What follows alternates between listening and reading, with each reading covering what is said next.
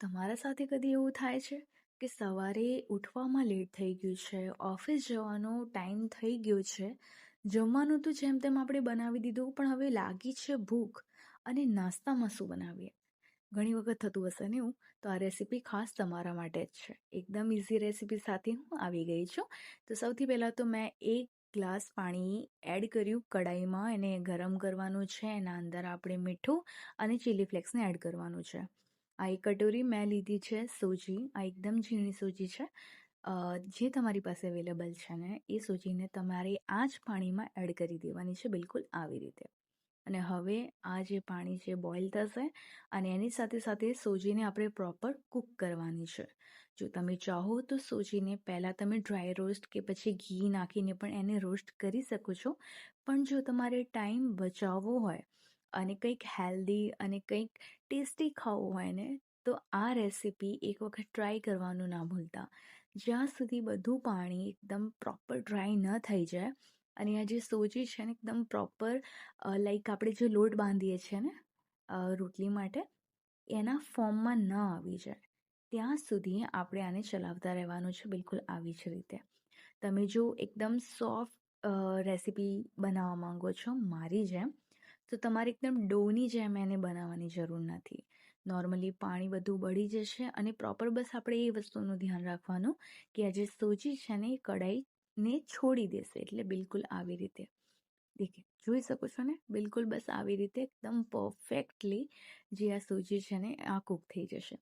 તમે બિલીવ નહીં કરો, આ જે રેસીપી છે ને મેં માત્ર ને માત્ર ખાલી 5થી 10 મિનિટમાં રેડી થઈ જાય છે. અને આની અંદર કોઈ પણ ઓઇલ કે એક્સ્ટ્રા કોઈ મસાલાની રિક્વાયરમેન્ટ્સ જ નથી. તો હવે જે આ સૂજી છે એ પ્રોપર રેડી છે. હાથમાં થોડું આપણે તેલને સ્પ્રેડ કરી લઈશું અને આના નાના નાના બોલ આપણે બનાવી દઈશું. અને હા, આ જે મિક્સર છે ને એને ઠંડુ કરવાનું ભૂલતા નહીં, નહીંતર હાથ દજાઈ જશે, હે ને? તો મેં સરસ રીતે આવી રીતે આપણે આના જે બોલ્સ છે ને બોલ્સ એકદમ રેડી કરવાના છે, બિલકુલ આવી રીતે. તો મેં પ્લેટ ભરીને ખાલી 1 વાટકી સૂજીથી આટલો બધો નાસ્તો બનાવી દીધો, હે ને? એકદમ યુનિક રેસીપી.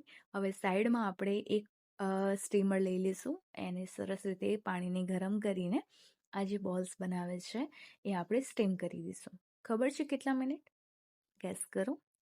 નથી કરી શક્યા? કહી દઉં, ખાલી ને ખાલી 2 મિનિટ. 2 મિનિટમાં આ એકદમ પ્રોપર સ્ટીમ થઈ જશે.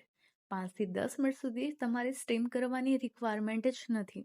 અને સિરિયસલી આ રેસીપી એક વખત તમે ટ્રાય કરશો ને તો કમેન્ટમાં આવીને જરૂર કહેશો કે સિરિયસલી આ રેસીપી ટેસ્ટી જેટલી છે ને એટલી ઇઝી પણ છે અને એટલી ઝટપટ પણ બની જાય છે. હવે સરસ રીતે આપણે જે બોલ હતા એ સ્ટીમ થઈ ગયા છે. સાઈડમાં એક કઢાઈ લઈશું. એમાં વધારે નહીં, ખાલી 2 ચમચી આપણે ઓઇલ લઈ લઈશું. અને આપણે ફ્રાય કરવાની જરૂર નથી, થોડા હેલ્થ કોન્શિયસ છે ને એટલા માટે.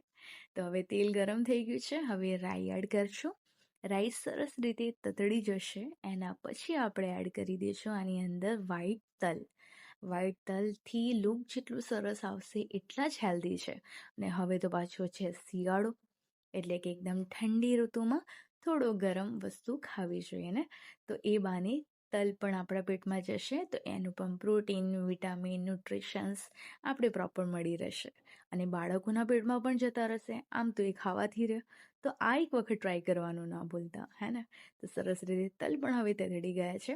એની સાથે મેં થોડા લીલા મરચાંને ચોપ કરી દીધા હતા અને જે મીઠો લીમડો આવે એને પણ મેં સરસ ફાઇન ચોપ કર્યું હતું. હવે સરસ રીતે આને આપણે સોટે કરી લઈશું અને જે આપણે પેલા બોલ્સ બનાવ્યા છે ને સૂજીનો, એ આપણે આની અંદર એડ કરી દઈશું. બસ ઇનફ. કોઈ મસાલા, કોઈ ઝંઝટ, કશું જ નથી. અને જેટલું ટેસ્ટી બને છે એટલું ટેસ્ટી બને છે ને કે એવું જ દર વખતે ફીલ થાય છે કે કાશ થોડા વધારે બનાવ્યા હોત તો મજા આવી જતી. બનાવતા હોત ખાલી થઈ જાય છે આ કઢાઈ, એટલી સરસ રેસીપી બને છે. હવે સરસ રીતે આપણે આને કોટ કરી દઈશું જે આપણે મસાલો રેડી કર્યો હતો એની અંદર.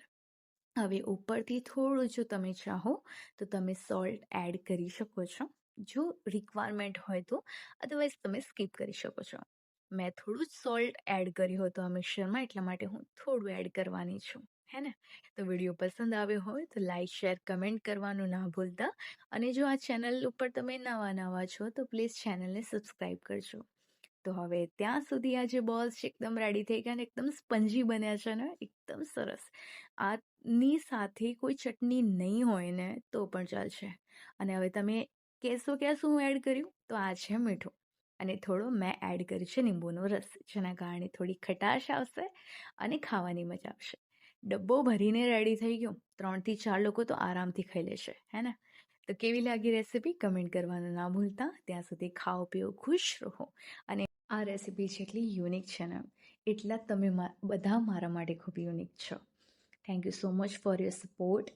ફાઇનલી 18,000 સબસ્ક્રાઈબર મેં કમ્પ્લીટ કરી લીધા છે તમારા સપોર્ટના કારણે. So thank you so much. હવે આ સ્પોન્જી નાસ્તો ખાઓ, અને હા, મળીએ છીએ નેક્સ્ટ વિડીયોમાં. ત્યાં સુધી જય શ્રી રામ.